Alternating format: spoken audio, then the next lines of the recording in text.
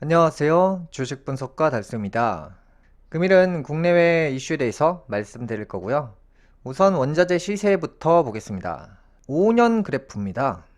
이렇게 보시면 2018년도 이후로 최정점을 향해 가고 있다는 점. 그 다음에 이제 생우와 대두 시세인데요. 역시나 마찬가지로 최정점을 향해 가고 있다는 거. 이전에 이제 저금리 시대였을 때는 300만 원을 벌던 사람이 50만 원을 이자로 냈잖아요. 그런데 이제 고금리 시대가 열리면서 300만 원을 벌던 사람이 100만 원의 이자를 내야 되는 상황이 왔어요. 이자가 2배 늘었다는 거죠.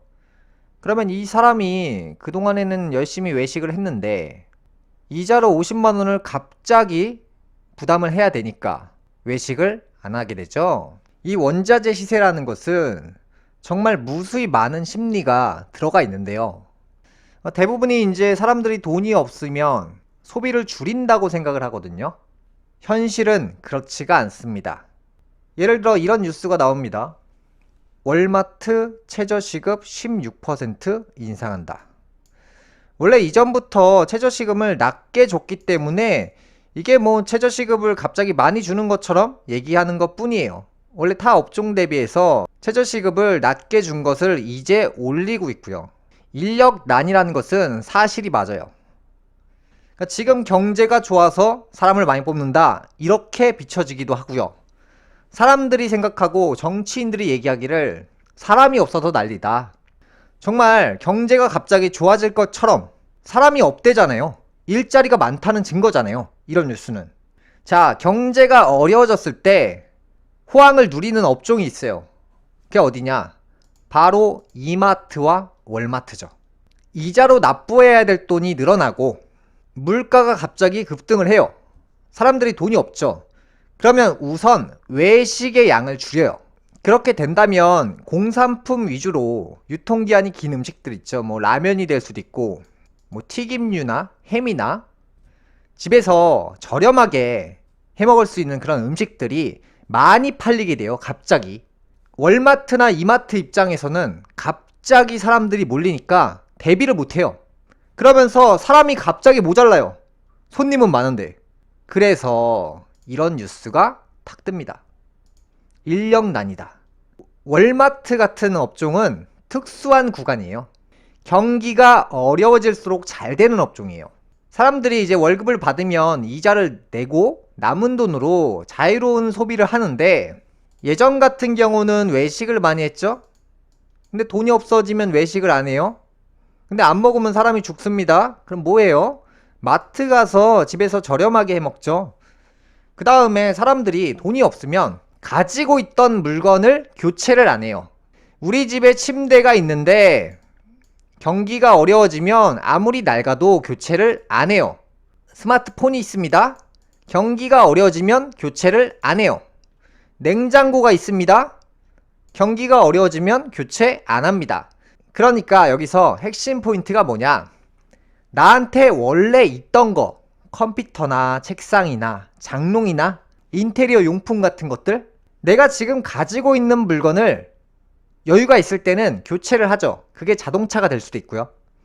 경제가 어려워지면 원래 가지고 있던 거를 더 길게 낡을 때까지 사용하는데 그 관련 업종들의 매출은 폭락하고 배는 항상 고프잖아요. 먹고 나면 배고프고 먹고 나면 배고파요. 여유가 있었을 때는 뷔페도 가고 초밥도 한번 먹어주고 뭐 이런 행위들을 하다가 갑자기 경제가 어려워지면 비싼 물건을 파는 곳들은 폐업을 하고요. 저렴한 물건들을 팔거나 예를 들어서 뭐 콩나물국밥집이다, 해장국밥집이다, 김밥 천국집이다, 저렴한 음식을 파는 곳들은 매출이 폭등해서 인력난에 시달리게 돼요. 사람이 부족하게 되죠. 매출이 갑자기 급등을 해요. 그리고 반대로 떡볶이를 막 2만원, 3만원에 판다. 그런 음식점 많이 보셨죠? 아니면 예를 들어서 배달의 민족이다. 굳이 내가 배달료까지 내가면서 사 먹어야 된다. 이런 주문들이 뜸해지고 매출이 폭락합니다. 경제가 어렵다고 사람들이 안 먹냐? 더 많이 먹게 돼요. 그러니까 저렴한 리스트에서 더 많은 소비를 하게 된다는 거예요. 그래서 이제 저렴한 물건을 파는 데들은 직원 수가 더 많이 필요하게 되는 것이고, 전자제품이나 인테리어 용품, 가전제품들을 판매하는 곳들은 매출이 폭락하고 직원들이 필요 없으니까 정리해고 절차를 밟습니다. 그러니까 사회의 전반적인 구조가 항상 이렇게 평생 돌아갑니다. 이마트나 월마트의 매출이 급등하고 손님들이 많아지고 있다는 사실은 경제 위기가 시작되고 있다는 의미입니다.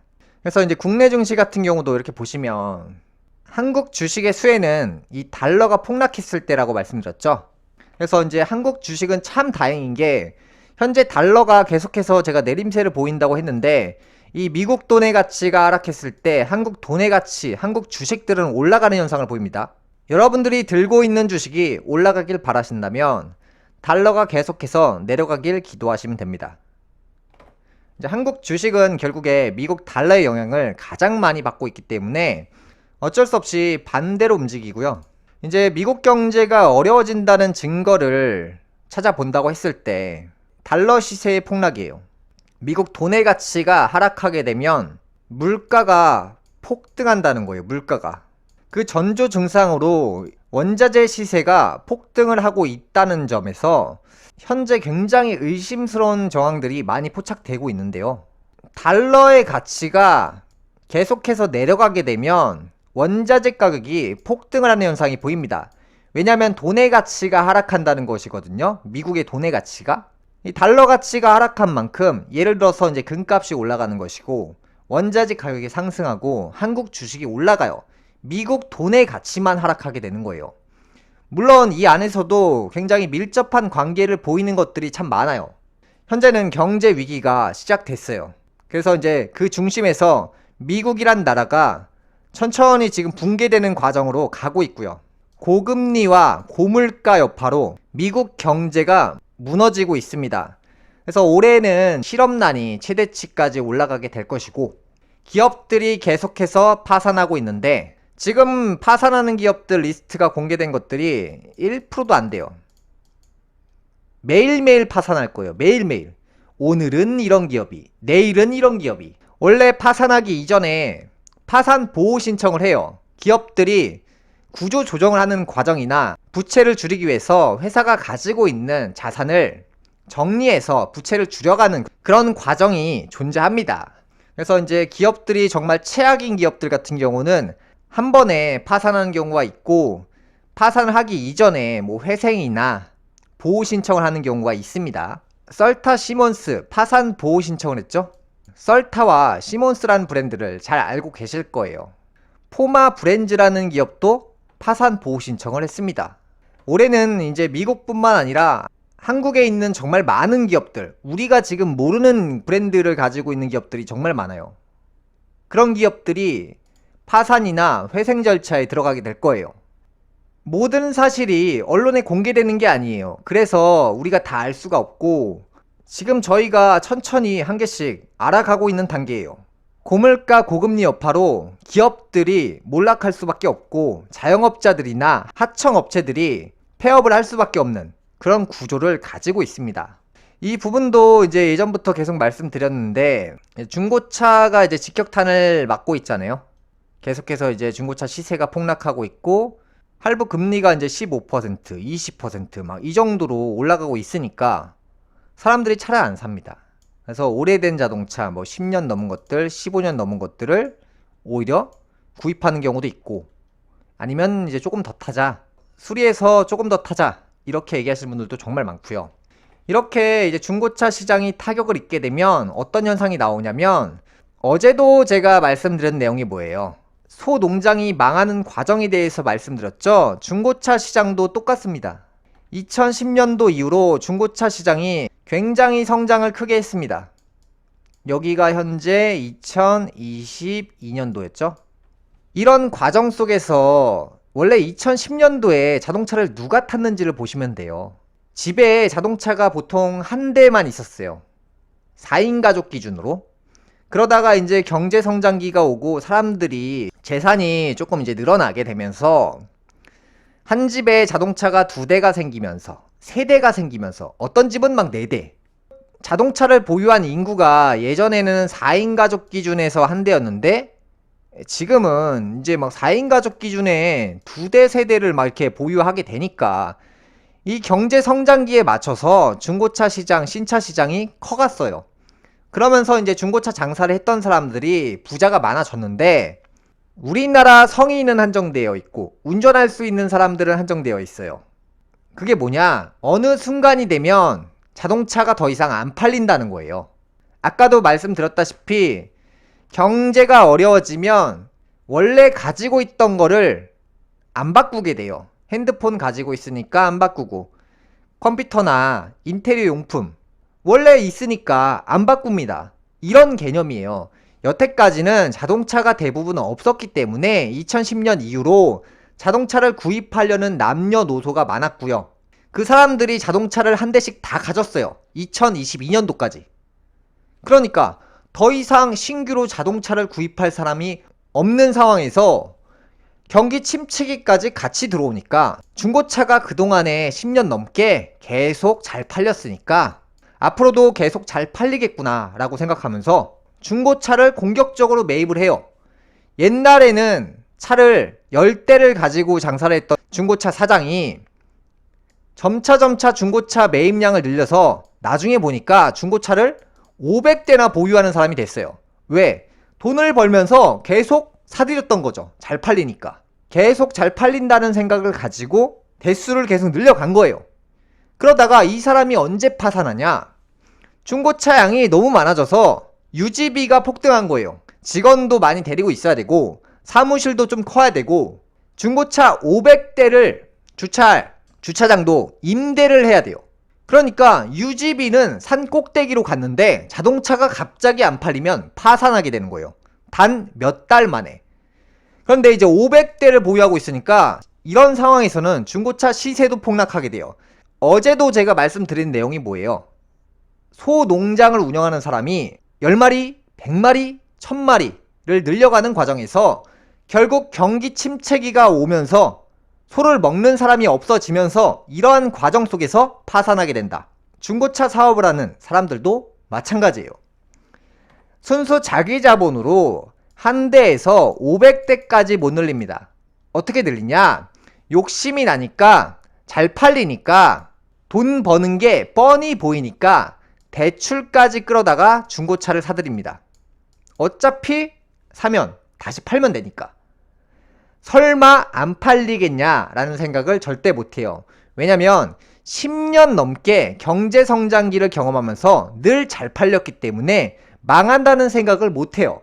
그래서 이제 어제 소 농장을 운영하는 사람이 돈을 계속 벌어서 소를 1000마리까지 늘리는 과정, 소를 1000마리까지 늘렸다가 파산하는 과정, 자동차를 한 대에서 500대까지 늘려서 결국 파산하는 과정에 대해서 말씀드렸죠. 앞으로 부동산 시장이 10년 동안 하락기에 접어든다고 했어요. 소농장주와 중고차 사업자가 몰락하는 과정과 부동산 시장이 몰락하는 과정이 동일하게 적용이 돼요. 이 화폐 이론을 대부분 사람들이 모르기 때문에 이게 지금 왜 올라가는지, 왜 하락하는지, 왜 망하는지 이런 내용들을 모릅니다. 이런 내용은 좀 더 이제 구체적으로 접근해야 되는데 이제 방송을 보시는 분들이 연령층이 정말 남녀노소 다양하기 때문에 제가 간단하게 최대한 설명을 드리는 겁니다. 모든 산업이 이런 식으로 성장했다가 붕괴되는데 앞으로 이제 부동산을 가지고 계신 분들도 정리를 꼭 하셨으면 하는 바람이고요. 앞으로 이제 부동산의 트렌드는 임대가 트렌드가 돼요. 그 중에서도 이제 민간 임대로 뭐 예를 들어서 5년 살아보고 10년 살아보고 5년 뒤에 10년 뒤에 살지 말지 결정할 수 있는 이런 아파트들이 인기를 끕니다. 과거 세대분들이 자녀들에게 계속해서 내 집은 있어야 된다, 집 사면 무조건 올라간다, 이런 교육 방식들이 이제 깨지는 시기가 옵니다. 바로 지금부터고요. 부동산 시장은 다시는 올라갈 수가 없어요. 소농장주가 왜 망합니까? 한우를 사 먹을 수 있는 입은 한정되어 있는데 100마리만 키웠어야 되는데 500마리만 키웠어야 되는데 이 소를 1000마리를 키우게 되면서 결국 폭락을 맞았잖아요. 아파트도 마찬가지예요. 아파트를 살 수 있는 그 자본이 사람들이 없어요. 그래서 결국에 아파트도 하락세로 계속해서 이어갈 수밖에 없는 것이고요. 화폐가 결국 아파트를 컨택하고 선택해서 사람들이 아파트를 필요로 해야 되는데 사람들은 아파트를 필요로 하지 않아요. 왠지 아세요? 아파트를 대부분 소유하고 있기 때문이에요. 이미 아파트를 살 수 있는 능력이 있는 사람들은요, 한 채, 두 채, 세 채를 보유했고요. 애초에 돈이 없어서 못 사는 사람들은요, 아파트가 분양시장에 나와도 못 사요. 돈이 없으니까. 이게 뭐냐? 아파트를 살 사람보다 공급이 더 넘친다는 얘기고, 앞으로 이제 자본이 늘어나고 화폐가 이동하는 속도에 비해서 아파트의 공급량은 너무나도 많기 때문에 결국 아파트의 시세는 오를 수가 없다는 결론이에요. 그래서 예전에 이제 아파트가 왜 계속 올랐냐? 집이 한 채가 있어요. 있는데 욕심이 나니까 이 사람이 분양을 또 받아요. 그리고 이 사람이 또 욕심이 나니까 또 분양 투자를 또 해요. 분명히 몸은 한 개인데 집을 세 개나 최소 두 개를 동시에 계약하고 내 집 한 개가 있는데 분양권까지 욕심을 내는 과정에서 무주택자들이 발만 동동 구렸기 때문에 2023년에서 2025년이면 아파트의 공급량이 폭주하는 시기가 돼요. 시장에 아파트가 정말 얼마나 많은지 드러나게 되는 시기가 23년에서 25년이라는 거죠. 이 공급 과잉이 됐을 때 화폐가 들어와 줘야 되는데 그 화폐는 당장도 못 들어오지만 앞으로 5년 10년 안에 그 아파트를 살 수 있는 돈이 없어요. 시중에 금매로 아파트를 무조건 던져야 된다 이렇게 주장을 했던 이유고, 지금도 이 생각이 크게 바뀌질 않고 있어요. 왜냐하면 화폐의 양은 한정되어 있고 이 화폐들이 결국에 주식시장으로 계속 들어오고 있는데 아파트로 갈 돈이 없어요. 결국에 뭐다? 아파트 시세는 이런 식으로 계속 떨어진다. 그래서 지금이라도 파는 게 이득이다. 그래서 상가나 아파트, 부동산의 모든 전반적인 것들이 결국 장기 우하향할 것이다. 그런 자금들이 결국에 주식시장으로 천천히 유입이 될 것이다.